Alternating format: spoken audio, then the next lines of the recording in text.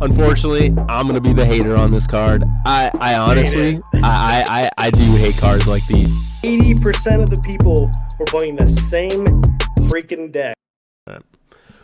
Welcome to WWB Worldwide Broadcast.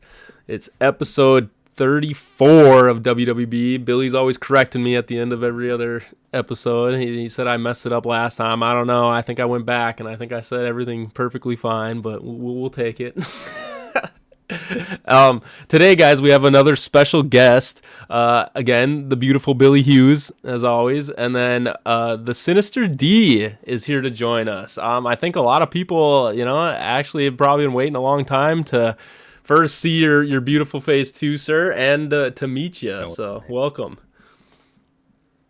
Thanks for having me. Glad to be here. It's I'm honestly surprised how I haven't just been like, hey, let's get on. Yeah, that's. Well, if people don't know, you're kind of also another person who's been, in the scene a lot and been, I would say promoting Ward kind of as we do here on WWB. So, I thought it was only time that, maybe we reach out and kind of both give each other some of that viewership and those things. So it's really nice to have you on.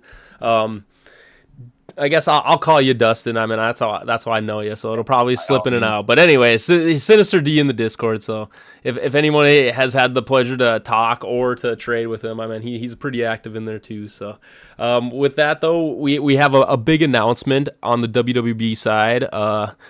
Billy released the WWB Fall League. I know everybody was so happy to do the Summer League, and now if you weren't able to get in or you're new to the Discord or new in general to Ward and you want to get in on the Untapped app online, we have another league that people can join, and I'll let Billy kind of take the floor with this, and he can kind of talk through the logistics of it. So this will be the WWB Fall Ward Fantasy League. So what this is it's going to be basically an 8-week tournament, 7-8 week tournament on Untap, where you play one game each week, and your opponent will be selected via round robin. So you get at the beginning of the week you get your opponent, and then you and your opponent work together on what's the best day of the week and what time to go play your game. And then once you play a game, you report back to me, and then I'll update the rankings. And so we'll do basically how it's structured is we'll do 6 weeks of that. So you'll play 6 games where the format will change every week. So we might play normal one week, we might play average Joe the next week. We'll be playing a lot of different formats. And after the 6 weeks, we'll have the top selection of people play in a playoff bracket, which will then determine what the prizes at the end of the league will be. So how it works is you'll pay a little bit to get in, and then first place will get most of the money that gets put in, second place will get some of the money that gets put in, and third place will get their money back. And then last place will get a special prize. I'm not saying what it is, but if you saw the Summer League, you might have a clue. So this time it's just actual garbage. We just send a big garbage bin. Yeah. So entry fee is $20. You just Venmo it to me. My username is the same as my Discord.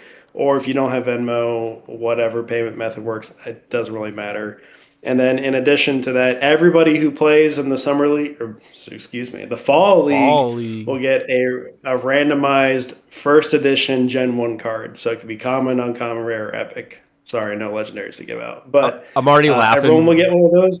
Oh, I'm already laughing, Billy. I'm just waiting to see how many times we mess it up and say Summer League instead of Fall League. We were so used to saying it from the first one. I'm sure it's gonna mess us all.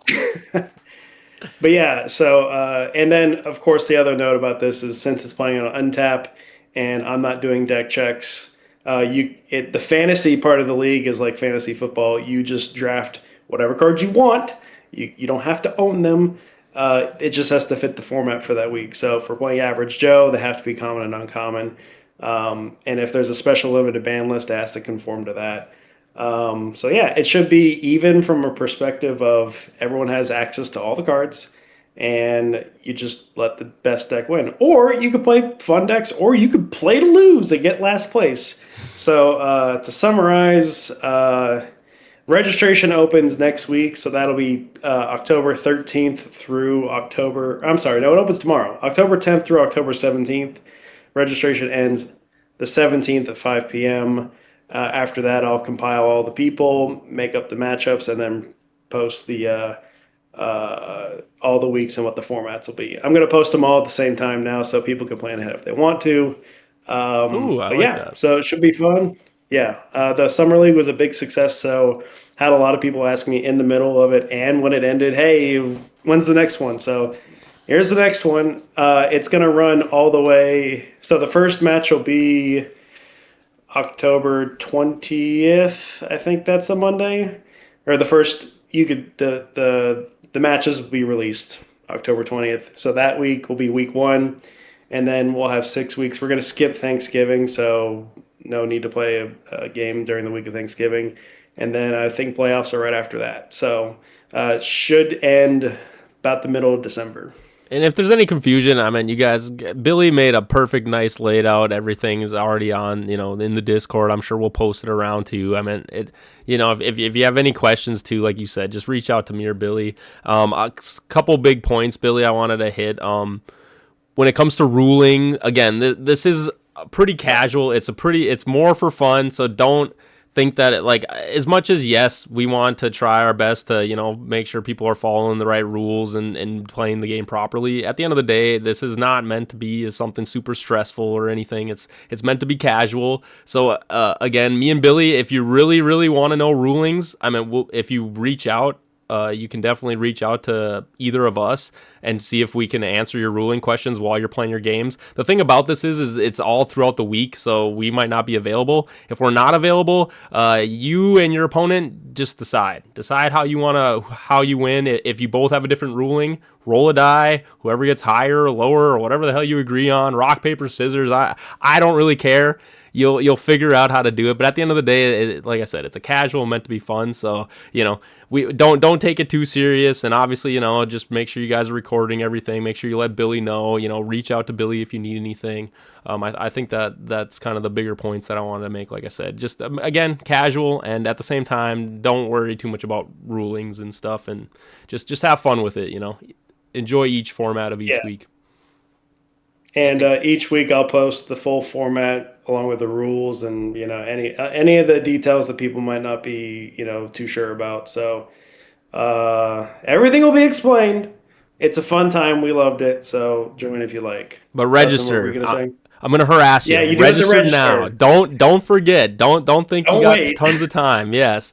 As Billy was saying, a lot of people, they kind of joined into the Discord or found out about it a little too late, and when we were already in the middle of it. It is a little bit of a small window, but definitely, if you're really interested, just get all that stuff, and obviously we'll do our best to try to help you out. Like I said, if you're struggling figuring all those things out and getting all this stuff done, just talk to me or Billy. Like, obviously we'll make exceptions. It's not like it's the end of the world. It's a fun card game that we're all trying to promote. So yeah, again.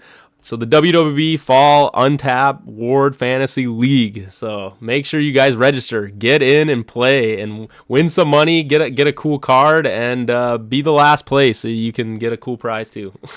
Get the fancy prize. Yeah, the fancy prize. I know. Now that I've seen what the prize from the first one is, I don't know. I might be going for that last place. It's not the same. Oh! It's not the same. It's different. Oh, okay. All right. Now, instead of a raccoon, it's a different creature. He just it moves and switches. The only thing I'm saying is it's different. That's it. So. Nah, hey, you keep it fresh for us. That's awesome. But anyway, there we go. Self-promoting ourselves as always. So again, Fall League, get in and register. But moving right along, we're gonna jump into talking about our guest a little bit more here, Dustin. I would like people to kind of hear the story of how you got into Ward and kind of your experience with Ward. I kind of like to do this with all the guests just to kind of give them the floor and kind of just establish for people, because a lot of people aren't in the bigger community in our area that kind of started where Ward is from. So it's kind of nice for them to all hear these origin stories. So if you want to go ahead and maybe tell us your first experience with Ward. So Ward for me actually was Marty. He's like, "Hey, bro, check this out." And I ended up, that was back in the Legacy days. Bought my first pack. It was a cool pack. It had Eternal Dragon. That was my first like big hit. And I was like, "Oh, I got an Eternal Dragon and I got a Swamp Dragon." I was so excited. I was like, "I'm gonna make a dragon deck." And then my very first game, I just got smeared. Got ripped up by, honestly, it was Forest Fires. Forest Fires were my downfall. Oh, I was gonna say Assassin just came, and then he realized Assassin is. It was against just basically another cracked packs. I think somebody had bought 2 packs, so they had a little bit to work with. But that was back when packs were only 30 cards.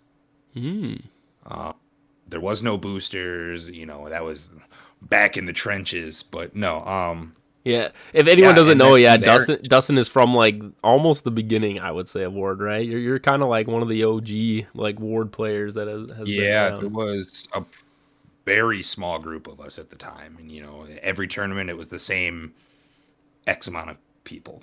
That Jesse, Jenna. I don't know if you guys were around for when we had Cole and Lucas. Yep. It was a pretty tight knit group, and it was cool. Because there was still, all of Gen 1, deck building and all these different things. But that's when the addiction started. And then I kicked myself in the butt for not buying more Legacy packs now. Was Eternal Dragon just kind of your go-to, or was there a card that maybe after you opened a couple more, you just kind of caught your attention and you were like, this is the card I want to play with? It was Necro. Honestly, Necromancer disgusting. Is a great card, but and then I became an assassin whore, and I think I was the first one to run a tournament with 3 assassins, and it was not a good time for the party involved.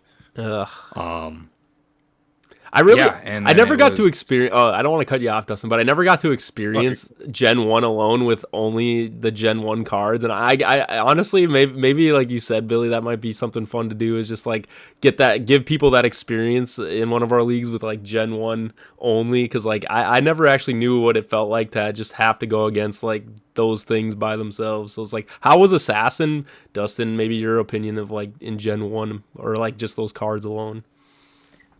Now that back then you didn't have you didn't have Ignite, you didn't have anything like that where you can chunk out damage with little to no issue. It's like most things didn't stop assassins. And then, back then she was 4, or was it 4+8? 4+8. Yeah. And even that on a Necromancer, disgusting.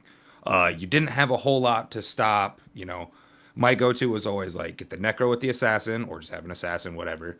But then you get 2 Squires and a Flame, and you were hitting like an absolute unit every turn. There wasn't counters to special summons. They weren't broken per se, but they were the move. Limited summons.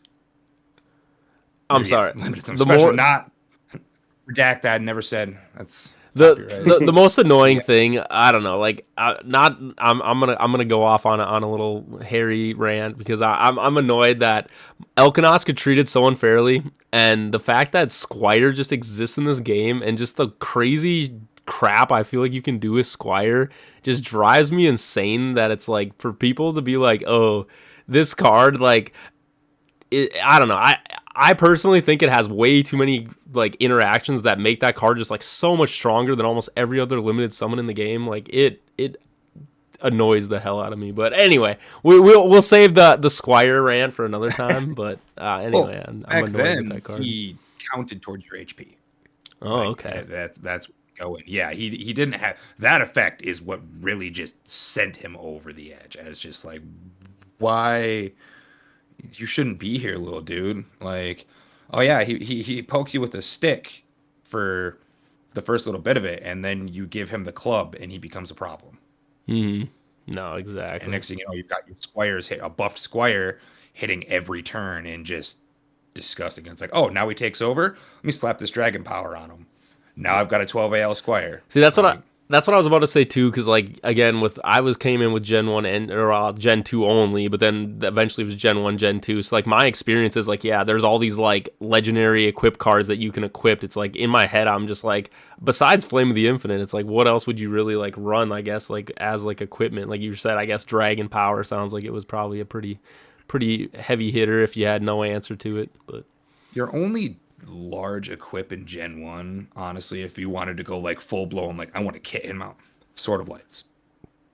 They were great. Yeah. And you got your rolls, you got, there was Dragon Power, of course. Dragon Power was situational because it takes one loving god to end it. That's what I was about to say. I was like, how prominent was a loving god? Because like I was about to say. I'm assuming it probably just the fact that it synergizes with heroism. I know we do our Casey combos. I want to save that for one of them, but we'll in depth cover how those two cards interact. But I feel like a loving god definitely probably had its day in the sun during just Gen 1 only. So there's a reason there's time limits on the matches now. I actually got screwed out of a tournament because of stalling, just because, and it was like, so they started putting time limits on because people would literally, Jester back then you had to discard. That was, that was back in the OG days when everybody, if you had a Watcher, you did not put that thing in your deck. Watcher was crucial because it's just like, oh, is that a Creator in your hand? Boom. You're half dead already. Like wild stuff like that. It was a lawless time.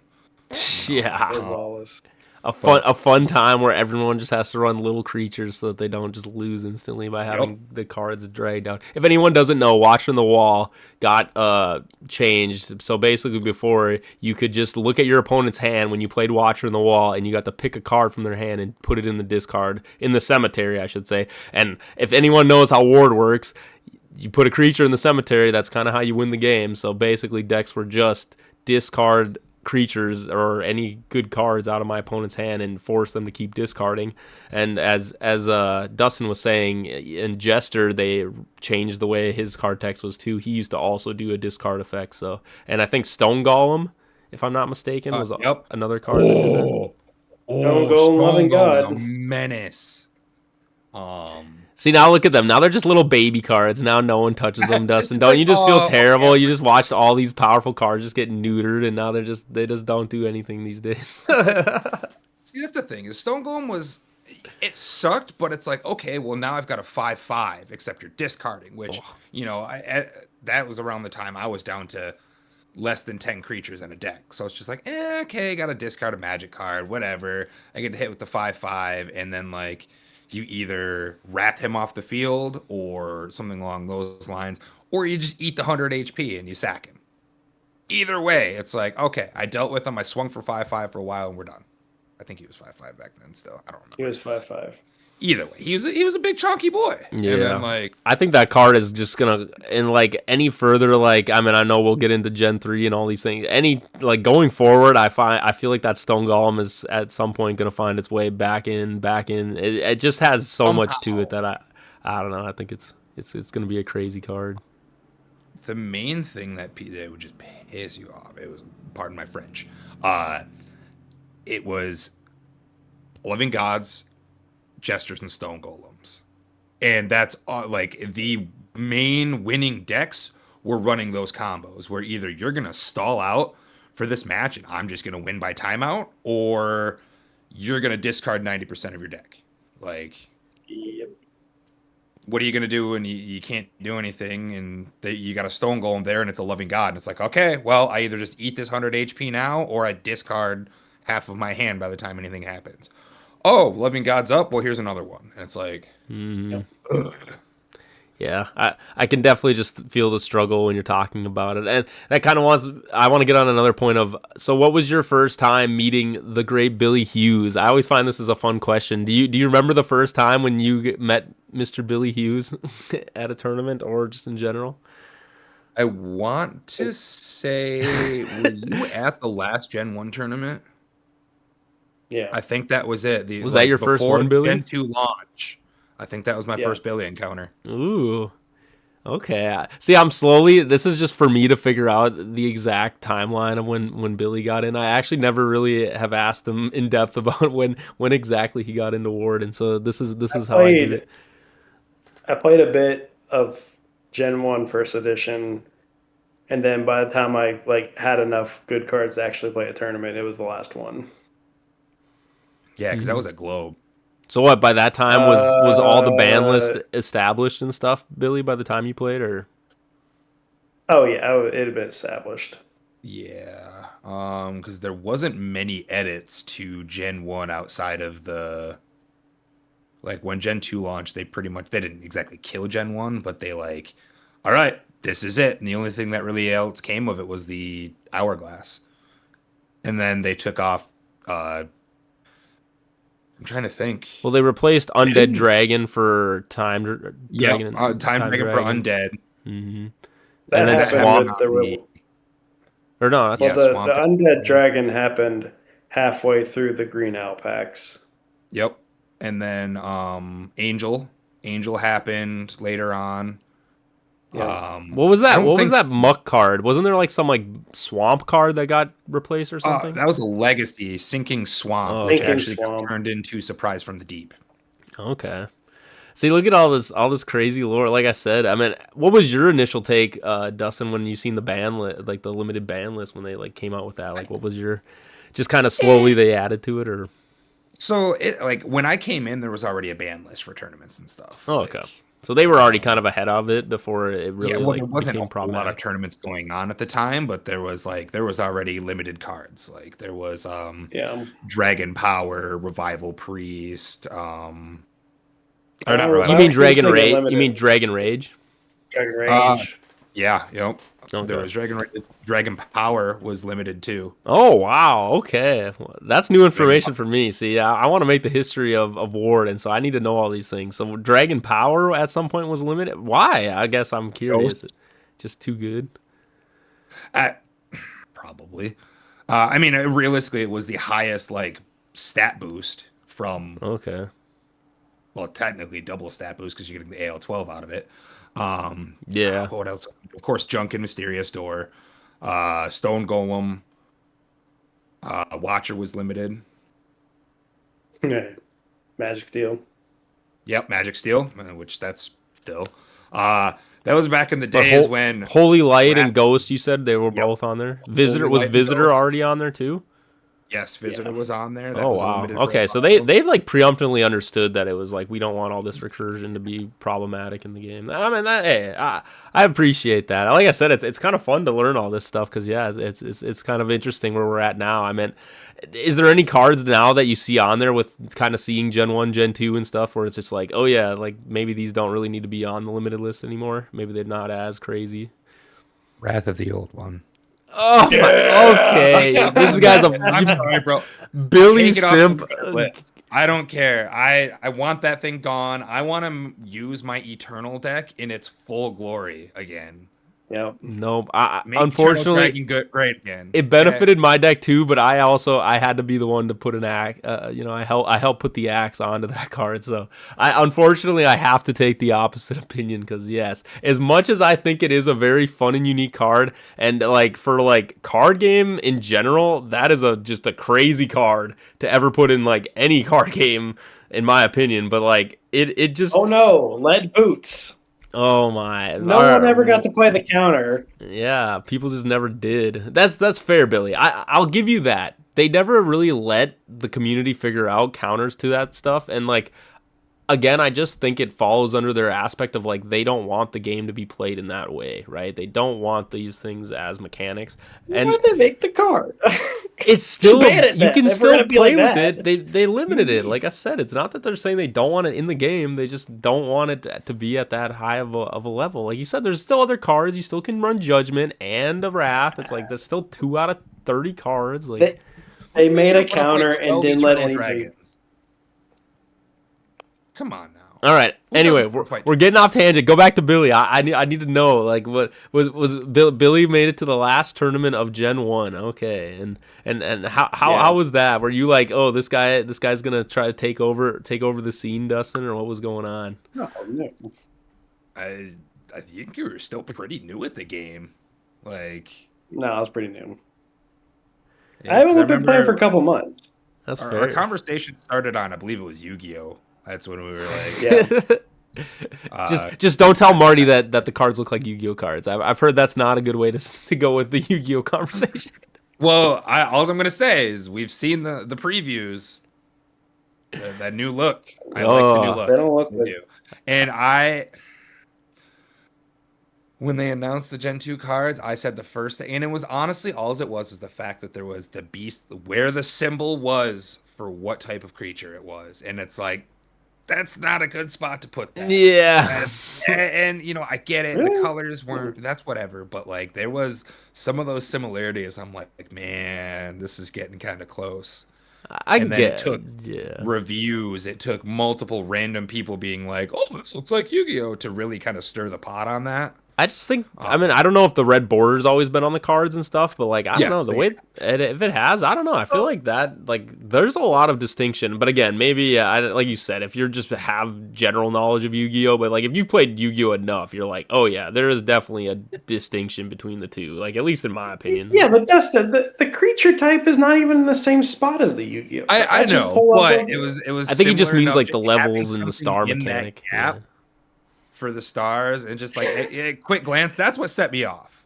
Like, other than that, though, the creature, they're not even the same color. The magics are entirely different, you know, because you're not dealing with magic and traps. It's just like, okay, it's blue, okay, it's tan or beige or whatever the scroll color. And I'm excited for the new look of the cards, honestly. My one qualm, like the one thing I always tried suggesting was mixing the generation and the rarity of the card. It would have been a cool little thing, have like a little Roman numeral in the color of the card's rarity. That is kind of cool. I kind of like that too. Kind of cool. But then, you know, once you're starting getting in, let's say 10 years down the road and you're generation 15, it's going to get a little crazy with that. But no, I like the look of the cards. It feels a lot better. I was a little opposed to it at first, coming from, you know, Legacy and stuff like that, but like it was a healthy change. Yeah, I was going to say, you've seen a lot of variety of ward cards, man. Like, you have gone through just, oh my, like, that's the thing for my head is like, I have that distinctive feeling of like what we see now as like kind of the definitive, but like for you, I'm sure it's just like, you've just seen so much. It's like the only things I didn't genuinely play with were the demo square cuts. That's all I didn't ever handle. And you're dating yourself with that one there. No. Well, it's like I only had, I think, 2 packs of legacies, but when I genuinely started getting into the game was around the owl packs. And because, you know, I think it was my very first owl pack I bought. I hit Time Dragon and Creator in the same pack. The owl. The owl. I was on the phone with Marty too. I had no idea what I had because, you know, all of my games of Ward I'd play at that time, I'd got my ass beat. So I was like, okay, you know, cool, whatever. I'll still invest in the game. It'll be fun. And then, like, I'm sitting here, I've got him on the phone because I think he was my boss again at the time. And I was like, oh, cool. I pulled a Time Dragon. He's like, oh, yeah. I was like, oh, dude, I pulled a Creator too. And then he just gets dead silent. And I was like, is that good? Like, high score. Did I break it? And then, yeah, no. And it's. Well, you'd make everyone jealous now in the Discord if you posted that you pulled a first edition Creator. I'm sure that everybody would still got it. So I don't even know if I should like bring that up. But so when I hit my 150.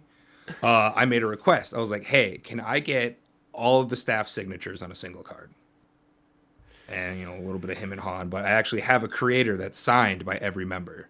I mean, to be honest, they were pretty generous with their signatures for a little while there, but now they're cracking down. That was the thing. Is back then, it was unless you were getting the the square cuts that they used to send out with buying packs, they didn't sign anything.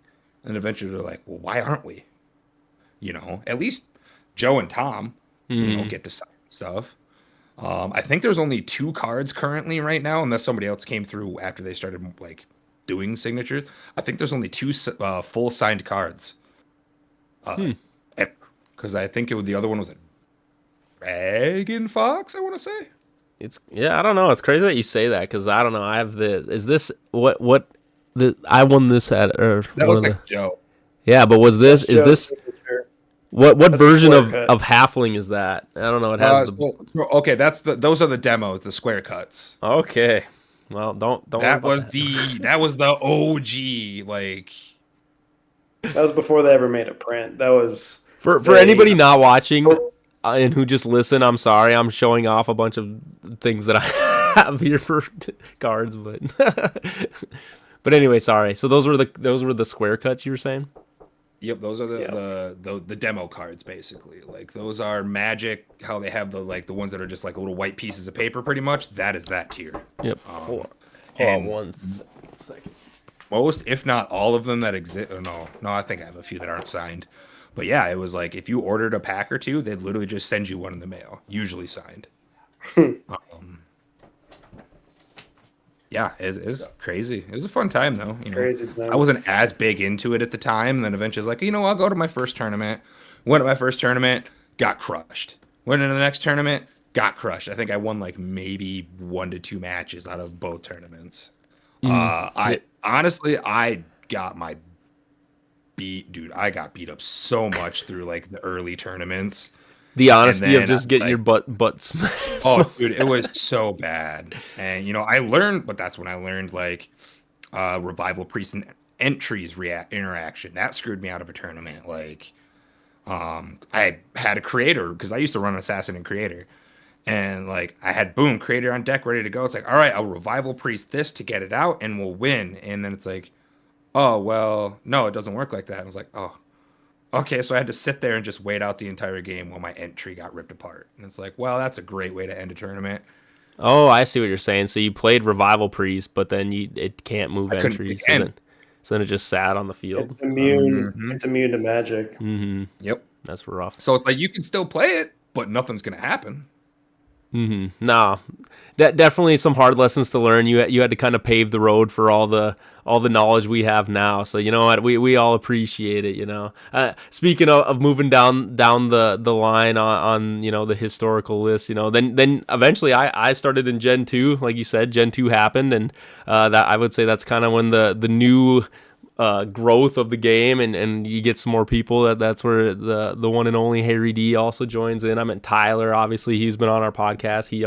We kind of started at the same time. So I was able to meet you there, Dustin. And like I said, when I walked in, you were like honestly like a celebrity in a sense. Like I felt like you were just like all buddy with everybody. Where I'm just for the first time meeting Marty and Joe was at I think the first tournament I went to, and you're over there shaking it up, all cool. I was like, well, this guy seems like he knows what he's doing. He's got the ins with everybody, trying to figure out the landscape of the game. Yeah, so I always thought of you as like one of the ward celebrities. I would kind of say that, like you said, you've been maybe that's too high of a praise. I shouldn't boost your ego too much, but Really little did I find out. Then I was like, oh, I'm sure he'll be showing up at a lot of these tournaments. And then the next couple tournaments, he's like, check out for a little bit. But no. Yeah. Well, and I was selling by the time I ran into you guys. Like I was already selling cards. Like I was running the store back when it was still just Gen 1, and no, I remember when the first time I think someone asked you to post it in the Discord, and I was like, I've never seen these cards at all. I was like, are these new cards? Because I didn't know anything about Legacy or any of that stuff, so I was just like totally lost. I was like, what the hell is this store? So like, it's kind of funny, like you said, you got to experience all the different artworks, but yeah, for me it was just like such a whiplash of like trying to catch up and like understand like where Ward kind of started from. But yeah, it is kind of a journey of how they've kind of gotten to this art style and everything. And obviously, Fabricio, I almost was blanking his name for a second, but Fabricio, just his art style. I mean, for you, do you prefer the old art style to Fabricio, or what's yours? I don't think you're going to offend him if you say you do. Oh no, it's like I like both of them. It's just the catch is they're so vastly different. And then, back then you look at, the JT Savage stuff and the Mark Evans stuff. It's like some of it, just horrible. It literally looked, it was just kind of touched up. But then there's other things where it's just like, dang, I love the look of this. Then you get the few cards that it's just like entirely different art style. Looks like it's not even the same artist kind of setup, and it's just like, okay. I'm happy they stayed away from like the Magic the Gathering style art, like the super like crazy in-depth series. I love the Mm. more comic approach to it. Oh, 100%. Because I mean, you compare like old Swamp Dragon. Look at old Swamp Dragon, and then look at what he's or it's just stuff like that, and it's like, okay, so this is What a about what what do you about got? Buff Basilisk? Buff Basilisk, Dad Bod Yeah, I was going to Werecroc. say Dad Bod Dad bod. Werecroc. Nah, I still want them like make it into a boss deck. I don't even care a promo card. I want retired Dad Bod Werecroc, Billy, and I want don't you have that stock running around somewhere? The Werebod? Didn't you win that at the tournament? Yeah, I got the original one signed, so I got Ooh. that in my got, case. Man doesn't have it ready to flash it up, and you know, he's got to No, represent I don't. it. The dad bod. But yeah, no, dude. I remember seeing that and I was like, I want that dad bod with the freaking he has the kicks on and everything. It's pretty funny. and my playmat with I put him on Bliss mowing the lawn. Yeah. Turn into a ward icon now, so you know, so people can post, you know, when you're in the Discord you can use the mowing the lawn Werecroc. But yeah, no, like I said, I guess with that, you know, speaking of different card, arts, I mean, you kind of already brought it up, Dustin. I kind of want to jump into, you know, we still have the Globe, the 150 Club, private event, I would say, play test for the Gen 3, for Ward. I mean, everybody's pretty hyped about this. You know, it's kind of the new news. It's this weekend. So for anybody who has completed the 150, again, it's at Globe News this Sunday at 10 a.m. Nice and sharp. It's like going back to school. You gotta wake the fuck up. I'll be there at 10:02. Yeah, exactly. 10:15. Need that 15 minutes. Don't worry. Rolling with my McGriddles. Dude, I was seeing that it's going from 10 to 6. I was like, hopefully that just means they, you know, I don't know if they're going to be doing stuff that whole time, but I was like, that's 8 hours of content. I was like, that's a lot of stuff. Is it's basically they're giving that whole time because there's going to be, of course, playing just Gen 3 because like that's what this is going to be. It's going to be just an information farm more than anything. And it's going to be, you know, Gen 3 versus Gen 3. And then it's going to be like, all right, we'll start incorporating them into your decks, like build some cross-gen decks, run stuff like this. And they're giving that time frame because who knows how long it's going to take, you know. You're going through 150? I don't even know if there's a secret rare for this set. I'm not even lying. They didn't tell me that. Whoa, like, there's not a mythic? Well, there's a mythic. I'm talking like secret rare, like silence and stuff like that. Oh, I see what you're saying. If there is one, I haven't seen it. Wow, Dustin's giving us he's giving us the scoop. For a second, I thought you were talking. For a second, I thought you were saying there's no mythic. I was like, oh no. Oh no, there's a mythic. There's a mythic, and it is definitely. All right, so yeah. Nice. I love that. That was awesome. But no, it's going to give us a chance to start crossing these generations, and I am excited to see what some of you guys come up with. I'm sure they're beyond excited. See, you want to cross generations. Unfortunately, I think I don't want to speak for Billy, but I know me and Billy, we talk a lot about just like having the set by itself as its own entity first, and I really do want to just hammer home. No, Billy, you don't agree with me in that anymore. I don't know. When the set releases, yes. At this event, heck no. I'm mixing everything in there. I'm breaking the game. And that's what this event is. It's crucial that we get as much possible game-breaking, like, you know, try to do as much as we can to manipulate every possible aspect with every generation, every card. From what I've been able to experience, the gens versus the gen, great. There's great matchup. There's a lot of potential just in the set itself. But when you start mixing and matching, it's like, you know, this isn't a situation of, you know, you're forced into other generations. It's a pretty independent one. For the most part, there's, you know, you're not subject where you're banking on, oh, so I got to run Pumpkin Man to really utilize it, or the, you know, the Hive Lord cards. I felt really comfortable Gen 3 versus Gen 3. Whoa, you think I ain't gonna be trying to put Elkanost in every one of my decks, homie? I'll be breaking that. I will break Elkanost again. Don't you worry, Billy. I hope they do that rule change soon, because I don't even care. Even with that rule change, I'm already prepared. I'm ready. So just know that the birds are never dying. They are always alive and well. He's playing in 2028 now.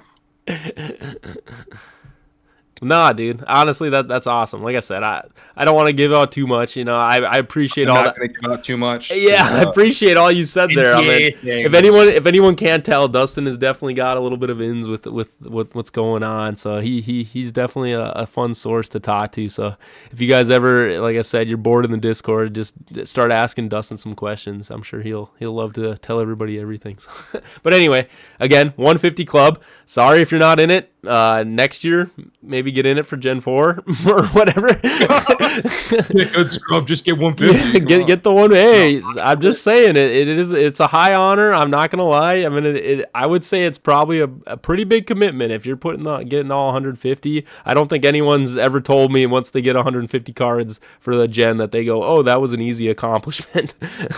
Usually they're very surprised that they finished it. Harry's out here saying, yeah, just get the 150, peasant. Hey, like I said, I didn't make the rule. I would have invited everybody. You know, I'll be like Billy right now. I would have been for the people. Everyone could come to the Gen 3 release, not just the 150. But you know what? Now that I'm privileged and we get the 150, sorry. Yeah.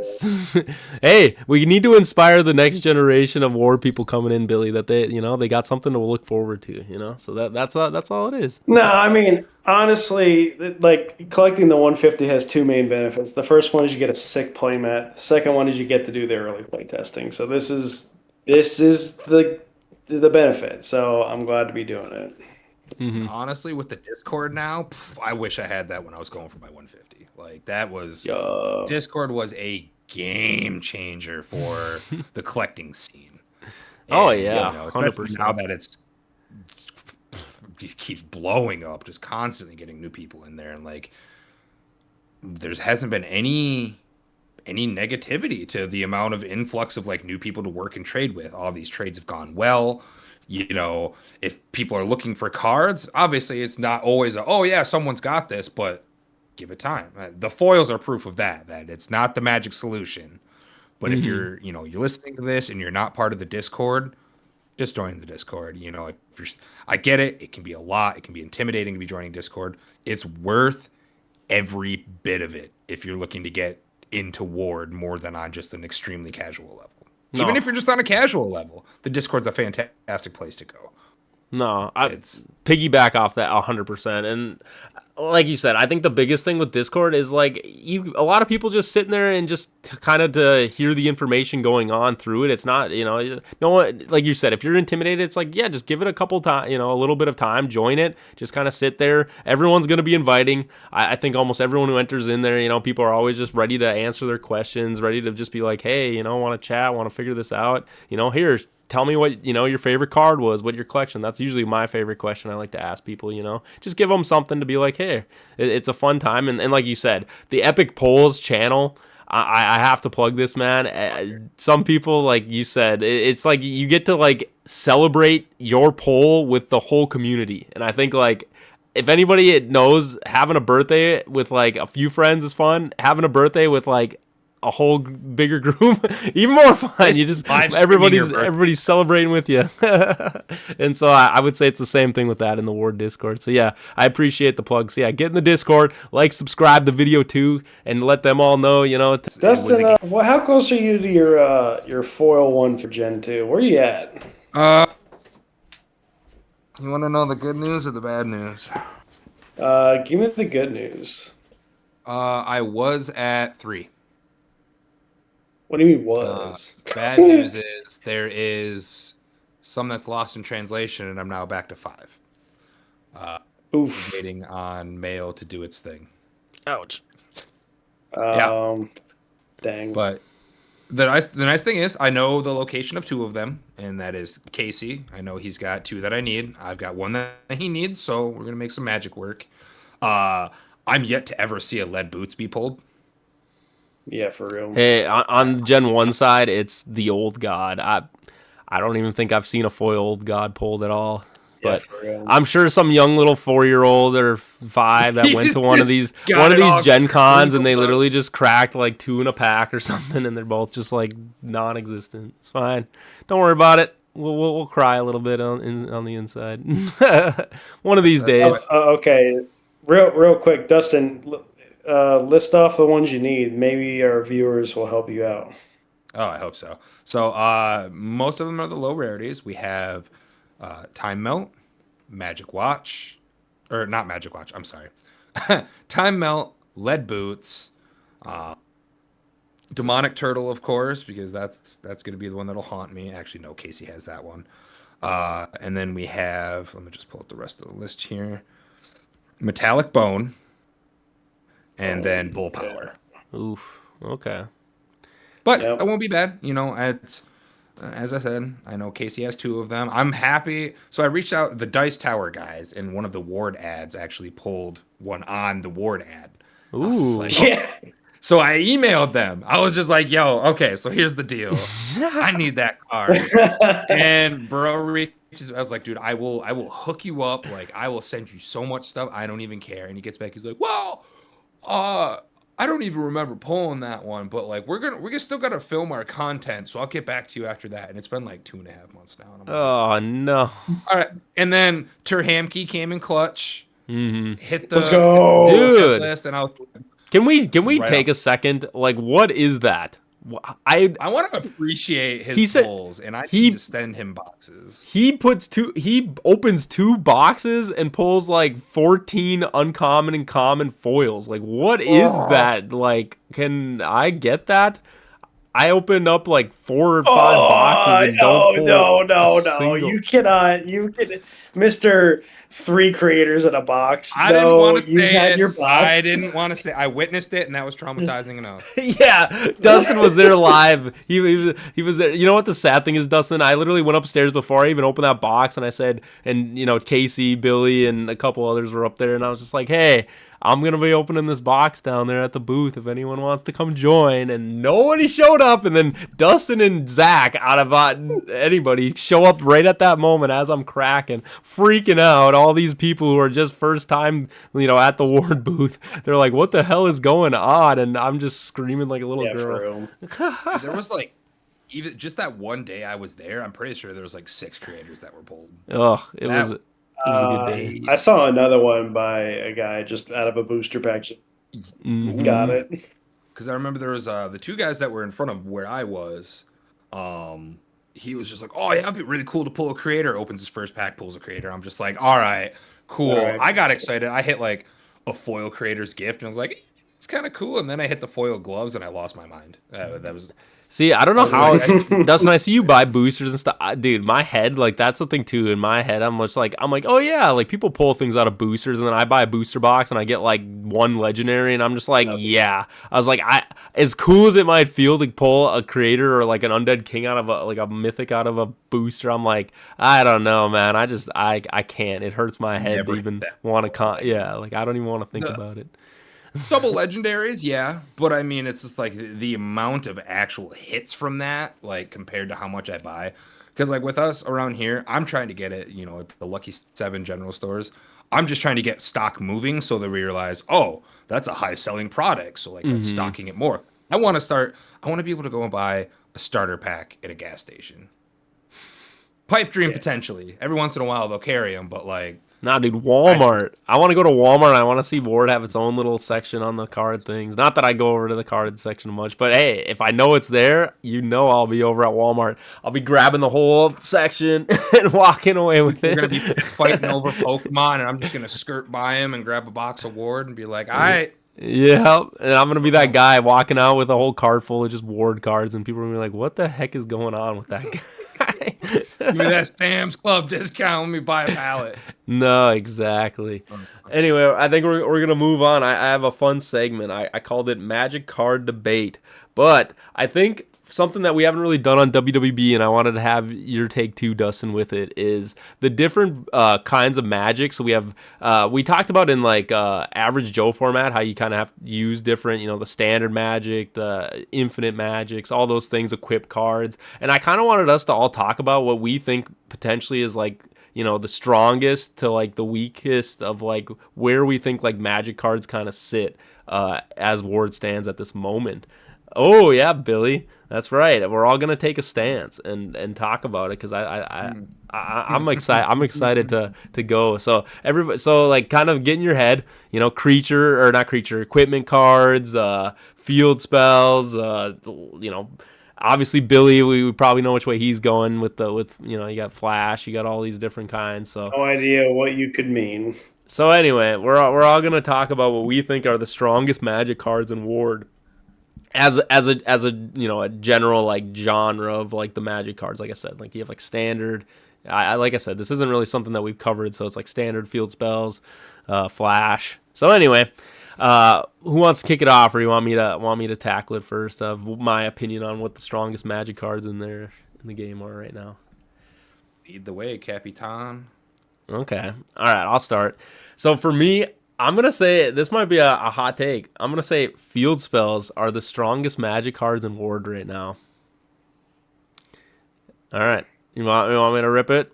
All right, first off, Flame of the Infinite. I'm gonna start with that card. Yeah. Just because I think this card is literally like actual like card game steroid. I think, dude, like the amount of stats you get out of a card and that can affect more than one creature. I think this card has just defined the game in such a powerful way. I mean, not only is it just like for like limited summon decks, I've just seen assassins. You're giving assassins 5 more speed, another damage dice, another +5 to its damage, or it's just like I've had Billy, literally put me in a spot where like he's just one-shotting every creature just by having a Flame of Infinite and an assassin or a Corn Creeper or these powerful cards. So I really do think like most decks can just benefit by having Flame of the Infinite, even though it's not on the Elite 8. I will admit it didn't make the list. I think it's kind of on the cusp. Billy can argue with that. I'm going to bring up another field spell.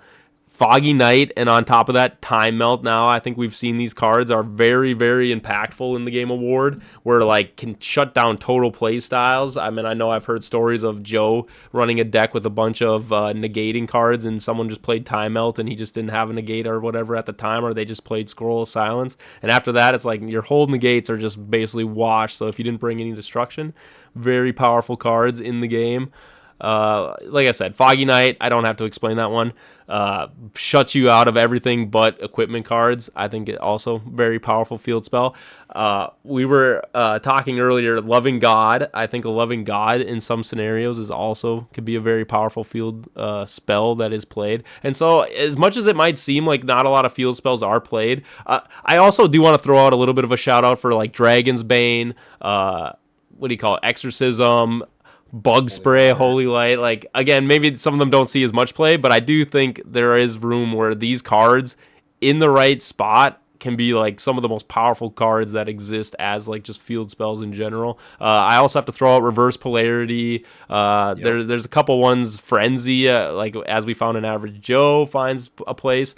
I'm honestly surprised with like I come from a Yu-Gi-Oh, or like we have a Yu-Gi-Oh background, and it's like there are field spells in Yu-Gi-Oh, but they aren't to the level of how powerful like some of these cards like field spells in Ward are. Not that I want to compare them, but I just think it's like it is kind of crazy how impactful some of these like field spells can be. So I'm gonna take the argument that I actually think field spells are. You know what? I was gonna try to be a spicy pick while you guys all pick something else, but I'll start with it. So here, Billy, how about you go next? I'll let you debate what you think. I mean, first, does anyone? I mean, obviously, maybe we should all take our stance on what we think the strongest stuff is, and then we'll debate about it and argue. How's that sound? So, what do you think, Billy? What are your strongest cards in Ward? Well, I would say it would be if you kind of look at the Elite 8, all the Magic cards are standard use. So you could go from that perspective and say, well, the strongest Magic cards in the game are standard use, so maybe we should say standard use. But I'm going to live by the negates. I'm going to live by the lightning, the instants, because none of those cards get played unless you have instants to back them up. They are the control board. They are the making sure I play my cards. I'm playing my crap. You're not playing your crap. Give me the lightning cards. Give me the instants. Shut you down. Melody, Haunted Tree, Blade in the Dark, Mysterious Storm, Magic Steel. Gimme. Scroll of Silence. That's my answer. So that's what I was about to say for Dustin. I was like, he's probably seen so much more play without Scroll of Silence, but it's like, dude, I can only picture what Billy's face as soon as he's seen that card. He probably like I could already just tell he was just like, now Ward is the game I want. Like that one card made Billy just the happiest Ward player ever. That's awesome. All right, Dustin. What are you going to agree with one of us, or are you going to take your own stance? Is there a stronger Magic than the negates or field spells?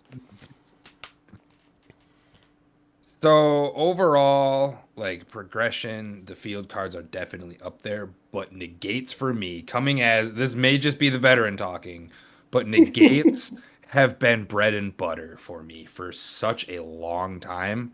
And Gen 2 just intensified that.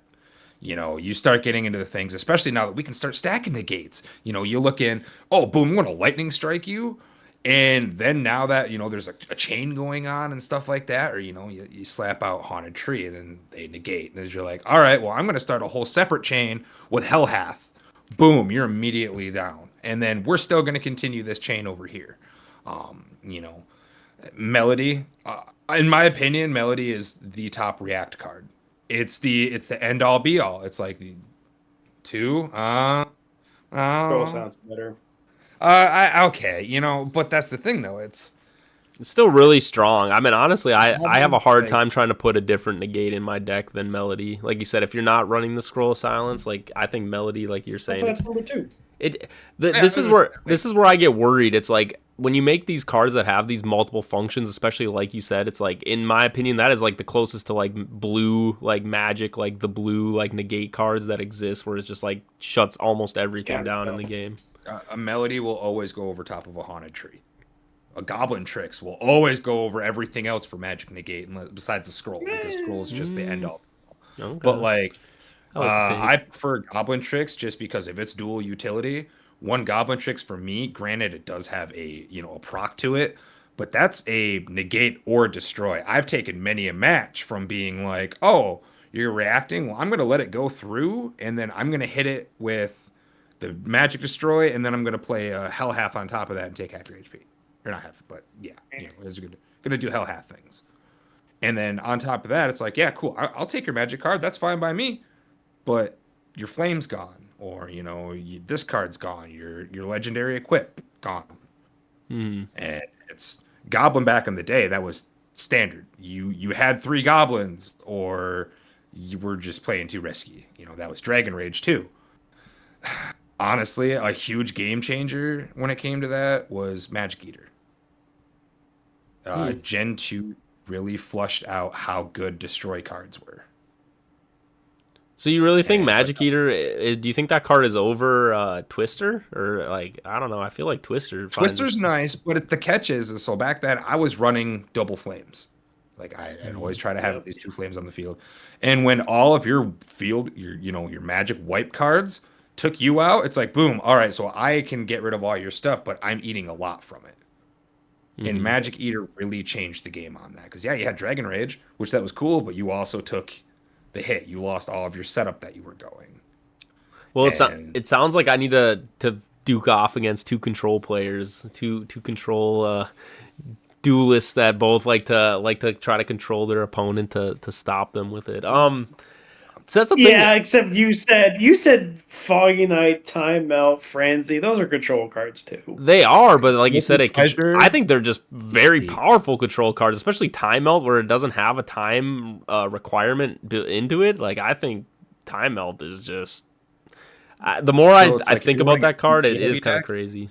Yeah, I mean, Irresistible Love technically isn't a field spell, but it doesn't really have it. I don't know. It's a weird card that for some reason doesn't have like a class to it. But like I'm assuming it kind of counts as like a field spell too. I would say like Irresistible Love kind of fits in that regard too. Well, that's Winter's Chill and stuff like that, where it's just like it's not a field card, but depending on the role, it can become a field card. Like. Yeah, it's interesting though. Like even like nobody really said equips, but I don't know. I think in Gen 2 alone, I think some of the equip cards are just kind of insane. Like I know Ghost Form, pretty crazy card, especially when you Form's like change up. Yeah, like I said, and that's the thing too. But I'm not defending equip cards right now, and I'm just surprised that no one really wanted to take the equipped route, especially with like legendary equips from Gen 2. I think like Creator's Gift, I don't know. The first time I seen that card, I was like, yeah, that basically just turns any creature into like a powerhouse of its own. You have a beaver, yeah. Well, now that's you could put a Creator's Gift on a beaver, and it does some work. And so it's like, big toe. It's one of those things, but I don't know. Like, I just think field spells overall, like, as much as you bring up, like, my biggest argument, I guess, for why I think negates aren't as powerful as maybe they were in just Gen 1 or whatever, is just the fact that in Gen 2, people don't run really just pure negate decks. I know there's been a couple times that people brought up, like, oh, yeah, I'll just run all these negates, but it's like, Gen 2 actually has a ton of answers to negates, and like Billy's saying, Scroll of Silence in itself is literally just, nope, shut your negate up, and I don't have to deal with it. Yeah, but it's a negate. You have to play it. That's fair. Like you said, I mean, you can make that argument for that card, but I'm just saying because of that card, it makes it so negates themselves, I think, lose a ton of power, and they aren't actually as strong. But like you said, it is a negate itself, but the fact that it, Scroll of Silence plus a lot of these control cards that don't require you to have to like wait for your opponent, I think is like a stronger set for like a stronger mechanic in the game than just having like, okay, let's negate battle. Who's going to win the negate battle? You know what I mean? But again, that's just my argument as somebody who's bringing in field spells. Obviously, like I said, there's always some discussion of like you said, Scroll of Silence is a negate in itself, and very powerful negate, can't be negated. Anything with that text, I think, always is going to find play in the game. What's going to beat out a card like that? You can't, right? There's just no counter to it, which scares me a little bit. I kind of like when there's a little bit of counterplay in games, but obviously at the end of the day, it's good to have like a trump card that's like, this will always like stop it. But yeah. Is there anything else you guys wanted to cover with that? Like I said, I guess we can leave it down in the comments for them to decide what's better, negates or field spells. I guess that's more of what the question ended up being. Is are field spells stronger or are negates stronger? You guys let us know. And again, like and subscribe too while you're over there. Putting a comment in. But with that, like I think we're gonna move over to final thoughts, guys. I mean, where are we all kind of at with Ward at the moment? Maybe start with you, Dustin. The Synyster D. Where are you at? It sounds like the shop. You're the Ward shop guy at the moment. That's the thing. It's just like my first fear with it was like I'm gonna lose my love for the game getting into it, where it's just like everything is you're hitting boosters and you're just seeking out this it's becoming that. No, I surprisingly, thankfully, it's been great. I'm still in love with the game. I appreciate every little bit about it. I've definitely toned down on the battling side a little bit, but I'm still having a blast with everything. I haven't lost any love for the game, and it's only getting bigger. The shop took up a lot of free time, but it's also like I still appreciate the game. I'm not fist fighting scalpers. I'm not, doing this. I'm not having to struggle to just play and enjoy Ward, and I can bust it out anywhere. Just bring some dual decks. Like, it comes to the point where, with like a lot of the bulk, I'll literally just be like, my friends will be like, "Oh, it'll be cool." I'll just give them a stack of cards and be like, "Here, have fun, go play," and then like walk them through everything. And it's just like how easy it is to get anybody into it. I'm sold. Like, I'm not going anywhere. You hit a bunch of good topics that I wanted to cover. Like you said, the first kind of thing you brought up, I think it is important to like. As I've played this game, it's like, oh, I like you said, opening the packs and boxes and stuff. Like, I don't usually find myself being like, oh, I want to buy another box.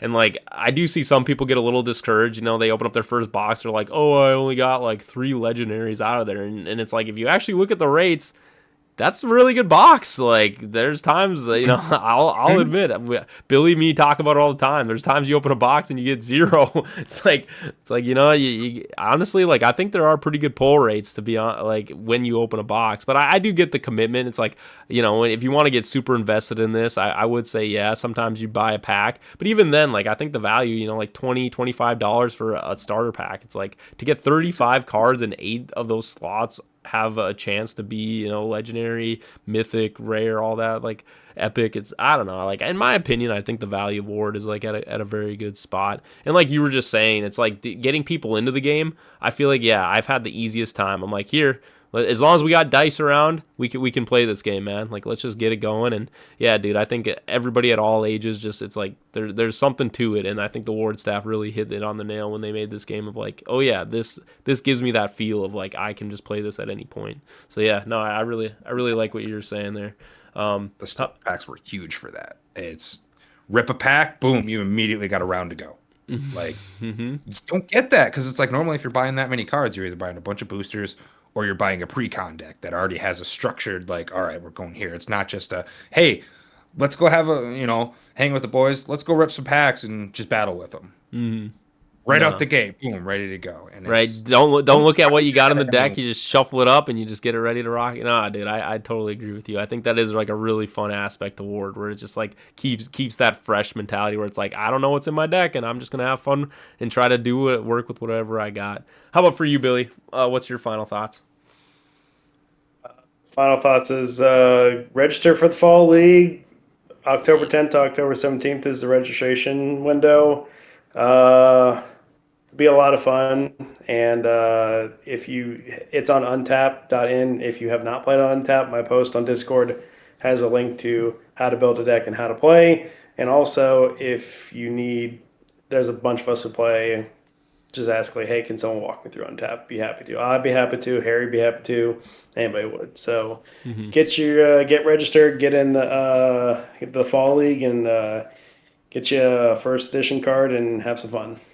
Yeah, like you were saying, Billy, too, it's just like Untap. At first, it feels very daunting, but I promise you, yeah, if you have somebody walk you through it, it literally, like, you pick it up so quick. And honestly, like, for kind of being like a sandbox online system, I feel like it literally is probably one of the smoothest, like, sandbox, like, systems where it's like you have a lot of free reign, but it's also very easy to, like, understand just the general things that you need to know to play. And like Billy said, tons of people that already play on Untap in the Discord that would love to first play with you, against you, just for fun, and also, yeah, help you out, walk you through everything on there. Like, I would love to help you build the deck, do all that stuff. So again, I love it, Billy.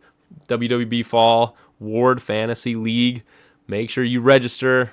We want everybody that can get in there. Like I said, this is, again, another big opportunity. We're trying to just find as many ways. I know that it feels like for some of those people that are not, in an area or a region where they can play tournaments, they just want to get some, consistent Ward gameplay. And I think that, that's kind of the whole purpose of all these things, is we're just trying to give as many opportunities. So again, thank you, Billy.